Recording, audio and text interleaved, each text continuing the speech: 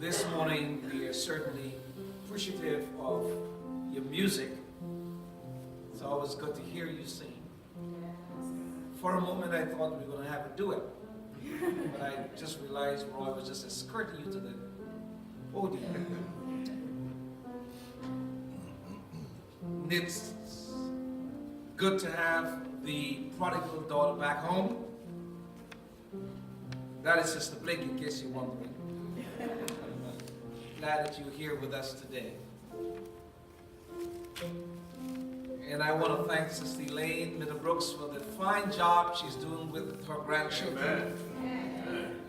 Thanks Aiden, Alec, and Amara for the parts you played in the children's story this morning. Amen.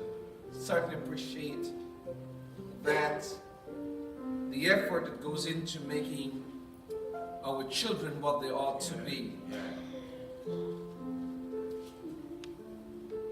By way of information or announcement, if you accidentally took a flash drive, and accidentally because Elder Gary had a red flash drive and he forgot it here, and then he found a red flash drive, but that's not his.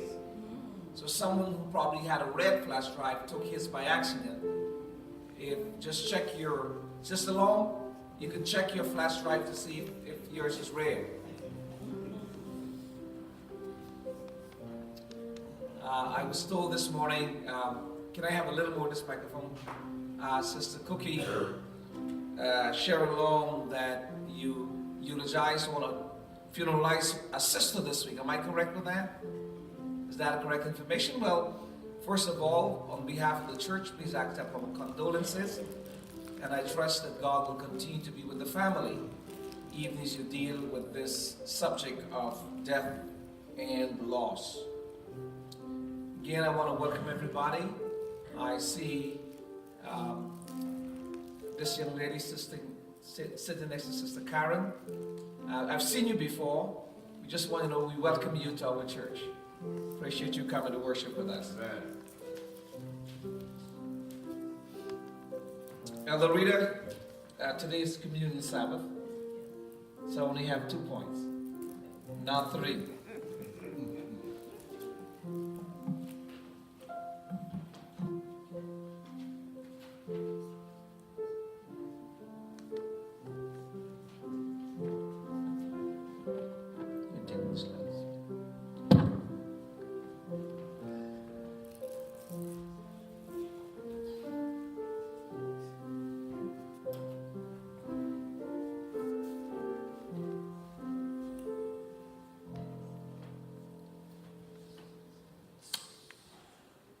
They were trapped, or so it seemed. They had fled from their oppressors after over 400 years in servitude and captivity. Now, before them was the Red Sea, and behind them was the rumbling of Pharaoh's military might. There was no escaping to the left nor to the right, for rugged mountains stood in their way. My favorite inspired writer, Ellen G. White, puts it this way: terror filled the hearts of Israel. Some cried unto the Lord, but far the greater part hastened to Moses with their complaints. They said, because there were no graves in Egypt, hast thou taken us away to die in the wilderness? Wherefore hast thou dealt with us to carry us forth out of Egypt? Is not this the word that we did tell thee in Egypt, saying, let us alone, that we may serve the Egyptians? For it had been better for us to serve the Egyptians than we should die in the wilderness. As we deal with this message today, he'll do it again. I want us to think of the words of people that were taken out of captivity with miracle after miracle, culminating in the night when the destroying angel flew over the homes that were covered with the blood of the lamb on the doorposts. They saw every firstborn die in Egypt, including cattle. But not one firstborn died in the home where the blood was applied on the doorposts.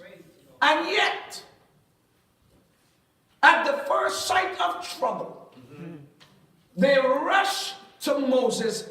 The record says that some cried unto the Lord, but the far greater, that is the majority, just complained. Why did you bother us? And I wonder sometimes if when we meet difficulty, we say the same thing to God. You brought me in this message. You brought me from the word, and look the trouble I have. It would have been better to have left me. I would have been better off serving Egypt rather than messing with you, God. Patriarchs and Prophets, page 283, she goes on to say, Moses was greatly troubled that his people should manifest so little faith in God. Notwithstanding, they had repeatedly witnessed the manifestation of his power in their behalf. How could they charge upon him the dangers and difficulties of their situation when he had followed the express command of God? That happens to us. Sometimes in obedience to God, to his directive or his command or his will, sometimes we encounter trouble. But let's see what Moses did. True, she says, there was no possibility of deliverance unless God himself should interpose for their release. But having been brought into this position in obedience to the divine direction, Moses felt no fear of the consequences. In other words, when we know we're following God, even when bad things are happening, we need to have no fear because we are walking in the will of God. Moses, without fear, simply saying, "Fear ye not, stand still and see the salvation of the Lord, which he will show you today. For the Egyptians whom ye have seen today, ye shall see them again no more. The Lord will fight for you, and you will hold your peace."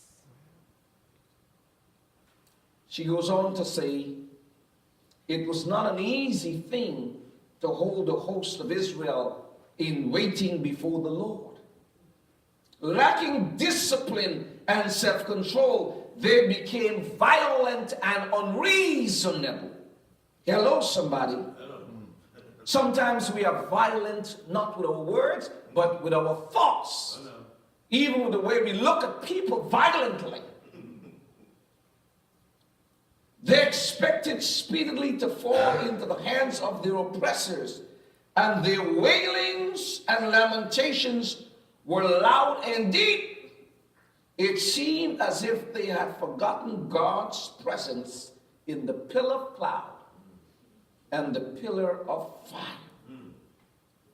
I believe that someone needed to remind them that the God that was with Abraham, the God that was with Isaac, and the God that was with Jacob was the same God that was with them.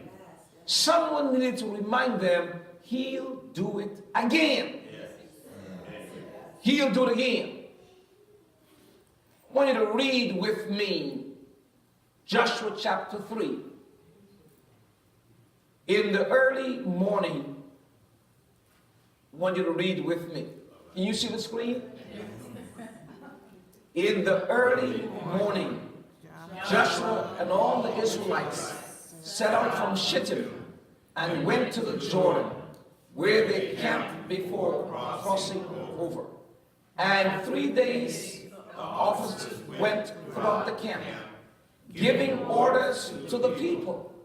When you see the ark of the covenant of the Lord your God and the Levitical priests carrying it, you are to what? Move out from your position and follow it. This brings me to point number 1. When God is ready to move, we need to be ready to move with God. Sometimes we are talking to God,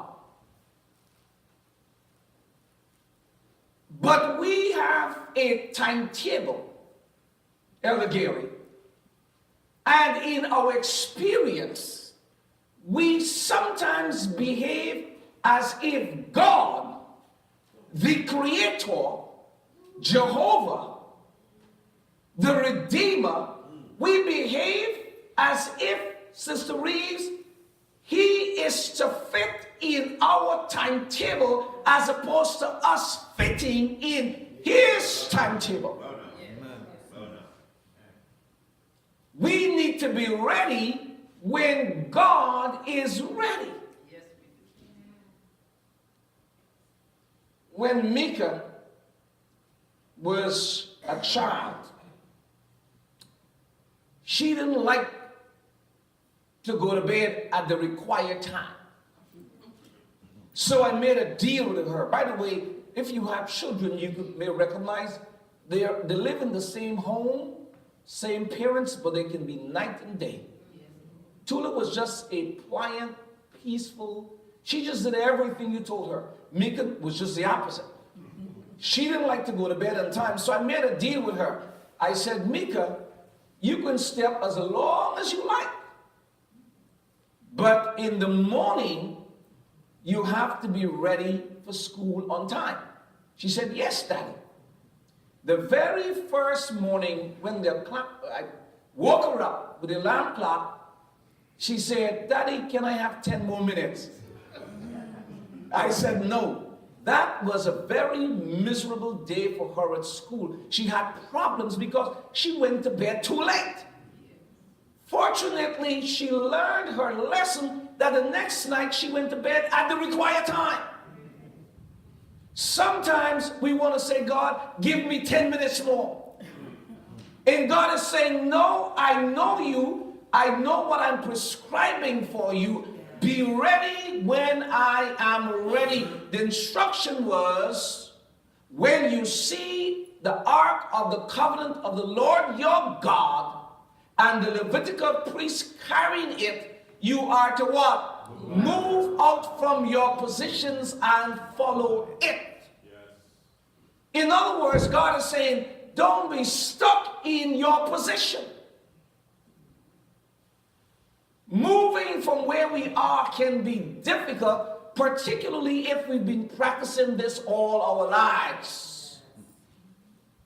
We need to be ready to move when God is ready. Amen. The Ark of the Covenant was symbolic of God's covenant with Israel. It was a symbol of his presence. In essence, when the ark moved, God moved. If the ark moved, it meant that God was moving. And when God is moving, we need to learn how to follow. Amen. Can somebody say amen? Amen? The situation is no different today. If God is moving in your life, then you need to let him know that you understand obedience because you're following him. In dealing with obstacles, sometimes our eyes are on the obstacle when our eyes need to be on the Lord. Yes, yes. The obstacle may be a stubborn boss, an employer who doesn't want to give you the Sabbath off. The obstacle may be a spouse who doesn't want to walk with God anymore. The obstacle may be a child who says he is no longer interested in God. The obstacle may be something that you've been taking that is not good for your body. God says, stop looking at the obstacle and focus on me. Yes, yes.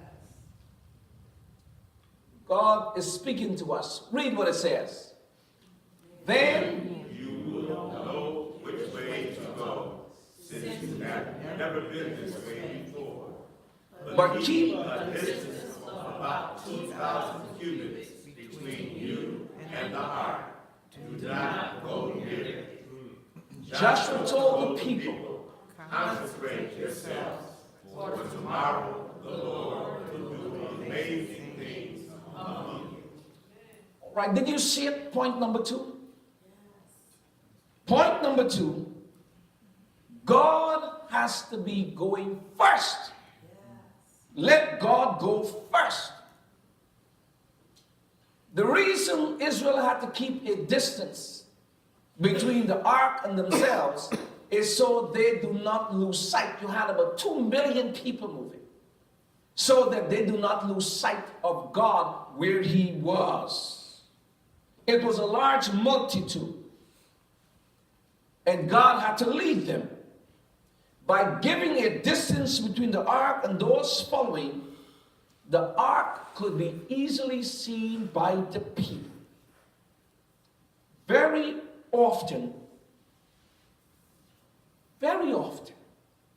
hopefully for others and not for us, some Christians don't give God enough room to lead. They rush ahead without keeping their eyes upon Jesus. And then they wonder, why is it they fail? I just love the song we came in. Turn your eyes upon Jesus. Look how everybody full into what? His wonderful face. And the things of earth will grow strangely dim in the light of his glory and grace. So we need to be ready to move when God is ready, but then we need not rush ahead of God. Look what we're dealing with today. Because, Sister Bird, Abraham believed that he didn't need to wait on God. And he accepted, well, maybe I'm going to get a wife or get a son with this lady here, God. And today, every U.S. administration that comes into power has to deal with what they call Middle East peace. Because of 2 offspring. Ishmael, which the Jews claim are the descendants are the children of the promise. Isaac. And Ishmael, the Palestinians claim are the descendants of God said, I'm going to take care of you also. So you have these descendants, the Arabs and the Jews fighting because Abraham didn't do what? Let God go first. He decided, I'm not going to wait. I'm going to go ahead of God. There are many today who are suffering miserably because they simply wanted not to go, let God go first. They said, God, I just can't wait. I'm running out of time.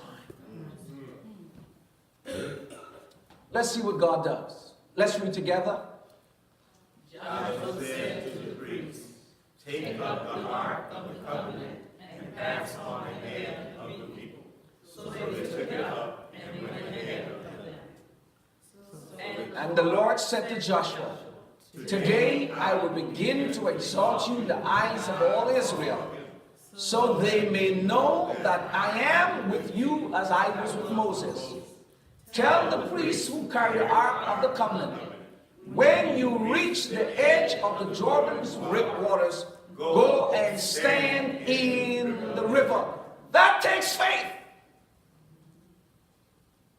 Some of us are waiting on the bank to see the water part first. Go stand in the river. Continue. Joshua said to the Israelites, come here and listen to the word of the Lord your God. This is how you will know that the living God is among you, and that he will certainly drive out before you the Canaanites, the Hittites, the Hivites, the Perizzites, the Girgashites, the Amorites, and the Jebusites. Do you know what they symbolize? Every temptation that is an obstacle to you and to me, God says that he knows how to drive them out. See, the ark of the covenant of the Lord of all the earth will go into the Jordan ahead of you. Now then, choose 12 men from the tribes of Israel, one from each tribe, and what? As soon as the priests who carry the ark of the Lord of all the earth, set foot in the Jordan, its waters flowing downstream will be cut off and stand up in a heap. The Bible says he did it 40 years before when he parted the Red Sea, and he will do it again. When you have reached your Jordan or your Red Sea, all you have to remember is what God did for you before. We have a tendency to forget God's leading. Continue what it says. So when the people broke camp to cross the Jordan, the priests carrying the ark of the covenant went ahead of them. Now the Jordan is at flood stage all during harvest. Yet as soon as the priests who carried the ark reached the Jordan and their feet touched the water's edge, the water from upstream stopped flowing. Isn't God great? As soon as the feet touched. This is the God we serve. Whatever is happening with you this morning, I want you to leave with the conviction he will do it again. God is not a one-time wonder. Whatever he's done in the past, he can do it again. Read what it says. It piled up in a heap a great distance away at a town called Adam in the vicinity of Sharon, while the water flowing down to the sea of Arabah, that is the Dead Sea, was completely cut off, so the people crossed over opposite Jericho. Here you have the Jordan River, and God stopped the water on one side, he stopped the water on the other side, so that they can walk across into the promised land. Finally, the priests who carried the ark of the covenant of the Lord stopped in the middle of the Jordan and stood on dry ground, while all Israel passed by until the whole nation had completed the crossing. hold it a minute. It said, while some Israel, all that were in obedience to God. In other words, don't think that God only can work a miracle for you, he can work a miracle for all of us. I don't know what is your Jordan today. I don't know what is your Red Sea. Maybe it's a troubled marriage. Maybe it's family that is distant. Maybe it's academic work that is getting to you. Maybe it's job insecurity. Whatever is maybe it's just getting sick. Maybe it's just getting old. Maybe you're having problems with your memory. Whatever your Red Sea is, whatever your Jordan, I'm here today to say God can do it again. Israel, 40 years before, there was a sea before them. Rugged mountains on either side. Pharaoh's descending army behind them. They felt trapped. And God delivered them. 40 years later, here they are. How are we going to cross the Jordan? And God said, what I did back then, I can do it now. And the water simply stopped. And all Israel walked forward. Today we will come to the table. Today we will come to the table. And what I ask of you to do today is privately say, God, this is my Jordan. This is my Red Sea. I haven't told anyone. It's private. It's personal. But God, this is what it is. And I want to have the assurance that you will do it again. Father in heaven, Israel was troubled and all seemed lost. But today, remind us that we need to be ready when God is ready. Remind us that we need to let God go first. We think of the 3 Hebrew boys. We think that the 4th person got in after they entered the furnace. But God, we know you've been in the fire all along. You're there to rescue us even before we get into the furnace and the flames. Because you're not the kind of God who stays behind and pushes us in front. You're the kind of God who says, I'll go before you. Today, Father, remind us that what you did for Israel, you will do for us today. In Jesus' name, amen.